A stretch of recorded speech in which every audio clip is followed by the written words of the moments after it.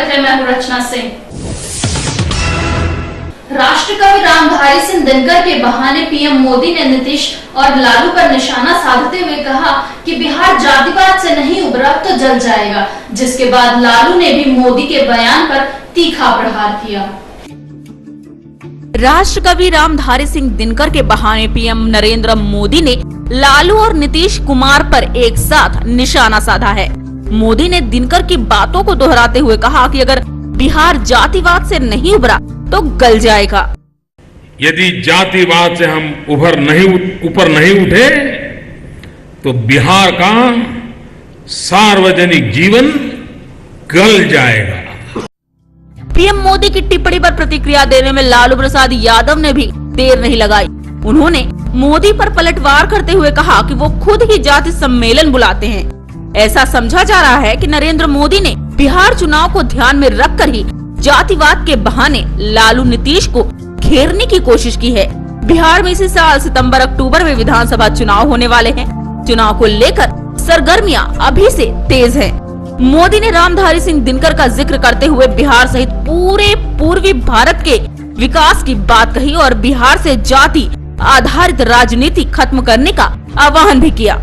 आपको बता दें कि मोदी ने साल 2061 में दिनकर के लिखे उस पत्र को भी याद किया, जिसमें कवि ने इस बात पर बल दिया है कि उनके गृह राज्य बिहार जाति आधारित विभाजन से ऊपर उठकर मेधा आधारित समाज के निर्माण की दिशा में काम करना चाहिए। ब्यूरो रिपोर्ट, आमने सामने न्यूज। बारिश में बर्बाद हुई फसल का नुकसान झेल रहे किसानों को भले ही राज्य सरकार ने थोड़ी बहुत राहत दी हो, मगर उत्तर प्रदेश के जिला जौनपुर में राज कर्मचारियों ने किसानों के जख्मों पर मरहम लगाने के बजाय उनके जख्मों को और कुरेद दिया। देखिए ये रिपोर्ट। बेमौसम बरसात, ओलावृष्टि से किसानों की जहां फसल पूरी तरह बर्बाद हो गई, वहीं उनके परिवार के लोग दाने दाने को मोहताज नजर आ रहे हैं। प्रदेश में सैकड़ों किसानों ने मौत को गले लगाने में भी परहेज नहीं किया। मीडिया ने जब इस मामले को गंभीरता से उछाला तो केंद्र व प्रदेश की सरकार हरकत में आई और दोनों ने किसानों के मसीहा होते हुए मुआवजा देने का ऐलान किया। किसानों का भले ही इस मुआवजे से कोई फायदा न हो, पर अधिकारियों और कर्मचारियों की इस मुआवजे से चांदी हो गई। और हो भी क्यों ना, शासन द्वारा किसानों को मुआवजे का जो चेक दिया गया उसके खुले आम लेखपाल से लेकर एन कर्मचारी रिश्वत वसूलते नजर आए।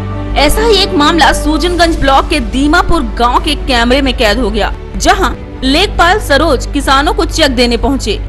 उन्होंने गांव के दबंगों के सहारे प्रत्येक चेक के बदले 100 रुपए की वसूली भी शुरू कर दी।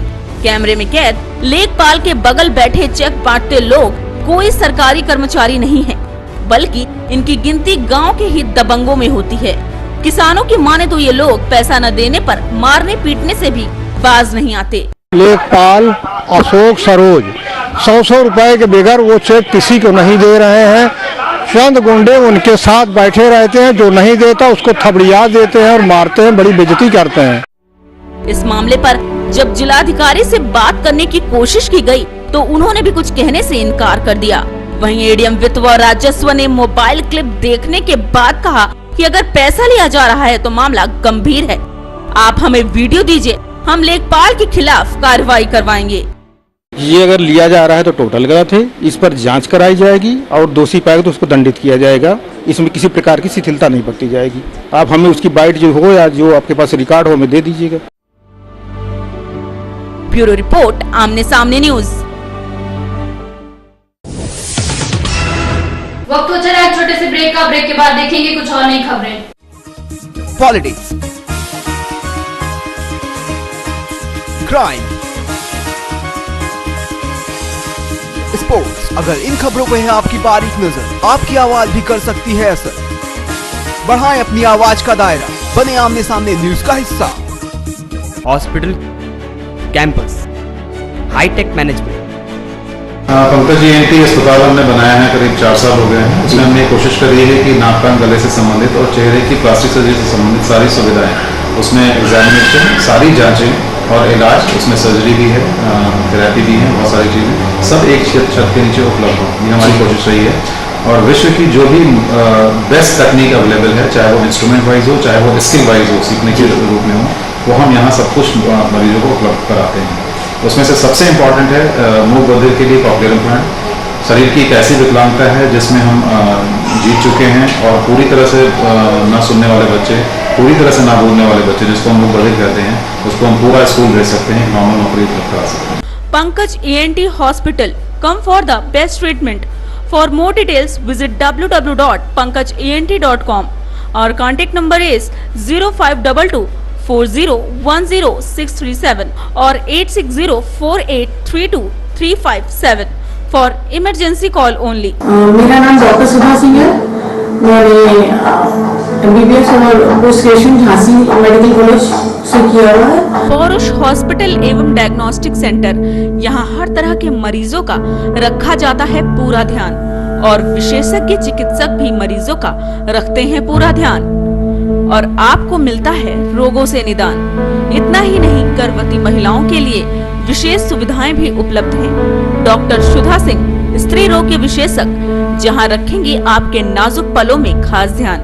तो सोचिए ही नहीं, जल्द ही पौरुष हॉस्पिटल एवं डायग्नोस्टिक सेंटर पर आकर करें अपने रोगों का निदान। हमारा पता है निकट ब्लॉक मोहनलालगंज, रायबरेली रोड, लखनऊ।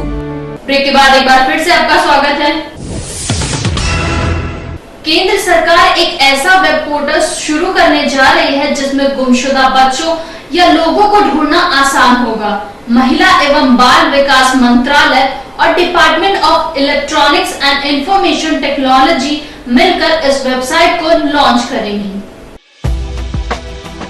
केंद्र सरकार एक ऐसा वेब पोर्टल शुरू करने जा रही है जिससे गुमशुदा बच्चों या लोगों को ढूंढना आसान होगा। इस पोर्टल पर कोई भी आम नागरिक किसी की गुमशुदगी की जानकारी अपलोड करा सकता है। ऐसा करने से खोए शख्स से जुड़ी जानकारी एक साथ कई लोगों तक पहुंचाने में मदद मिलेगी। वहीं दूसरी तरफ अगर किसी के पास वेबसाइट पर मौजूद गुमशुदा शख्स से जुड़ी कोई भी जानकारी है तो वो इस प्लेटफॉर्म पर अपनी बात का साझा कर सकता है।